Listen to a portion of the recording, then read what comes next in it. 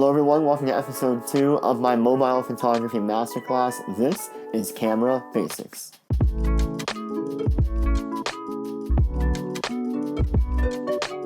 Now, I will preface that every single video, including this one, will utilize an iPhone. I'm using the iPhone 13 Pro Max, but any iPhone will do. First, we're going to dive into the settings app of the iPhone and look at some camera settings in there. Okay, so go into your settings app and you want to scroll down here until you find the camera section, which is right here. In the camera section, at the very top, we want to go into formats and make sure that we are capturing things in most compatible. I find that the high efficiency format sometimes isn't very friendly with some computers for some reason, so the most compatible is the most readable by most computers and other phones and editing softwares like Lightroom and Photoshop. If you have an iPhone 13 or 13 Pro like me, I'm also going to toggle on Apple Pro RAW for photo capture. That's going to allow me to shoot RAW photos if I want to right in the camera app, enabling me to have the most flexibility to edit in post. If we go back to the camera settings and we scroll down until we see composition, I want to toggle on the grid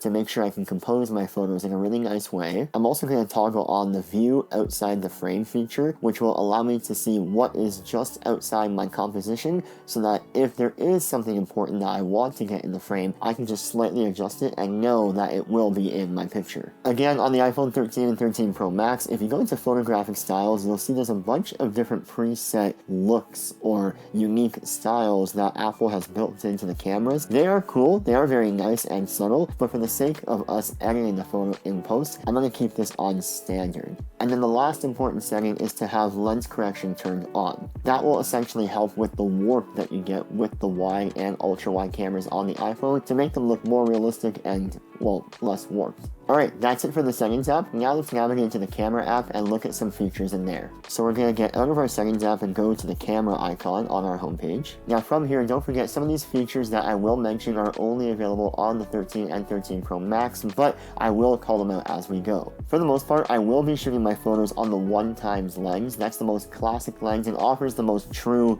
to what the eye sees, so I usually keep it on 1x unless it is a very unique shooting environment. Then I will go either 0.5 or 3x, but again, both of those you will see a loss in quality compared to the 1x. Up here on the upper right, you will also see that I have live photos toggled off. I usually don't like to shoot with live photos turned on because I personally have a feeling that the live photo feature does degrade the quality of the photo a little bit because it is recording a video in addition to the photo at like 15 frames per second or something, and I never really end up using live photos anyway, so I usually just have it off. Right beside that, again, just an iPhone 13 feature is the RAW. I have it off for the most part because my shoots are very run and gun and kind of where I'm just out and about at a coffee shop or at a restaurant, but if I am doing an actual photo shoot with my phone, I will be sure to have the RAW functionality turned on. For right now, let's keep it off. In the upper left, you will see the flash functionality. Usually I have that turned off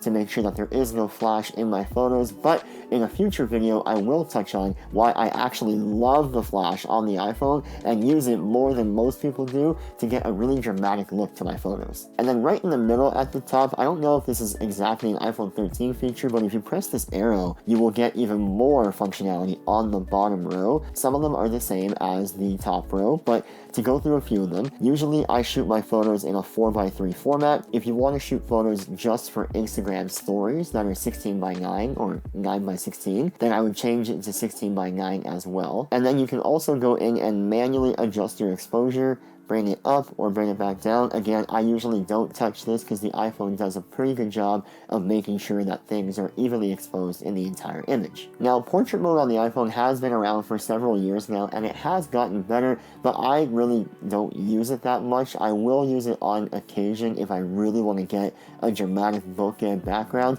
and if I do use it, again, I'm not sure if this is a new feature, but if I do use it, on the upper right hand corner, you will see that there's a little F button, and that stands for for f-stop or aperture. If you click that, you can go in and change the aperture value of the lens. Now, by default, it's set at f2.8, which is really dramatic and will give you a super blurry background, but then it'll also give you that really weird effect around your subject that makes portrait mode look like crap. So if you are using portrait mode, I would advise that you lower that f-stop to f5 or even f6.3 to make sure that the background and the foreground, your subject, have a really natural flow of in focus to out of focus. But like I said, I never really use portrait mode, so that's really all I'm going to say about that for the entire masterclass. And then last but not least, let's talk about accessories. Now, for the most part, you will not need any accessories to shoot amazing photos with your iPhone. Now, I will say, if you are a one-man band and you are shooting by yourself, then yes, obviously a tripod or a trigger for your iPhone shutter will be useful to get those self-portraits in addition to using the self-timer on your phone. But really, if you're just going out and about shooting your day or your vacation or whatever you're doing, you won't need any additional accessories than just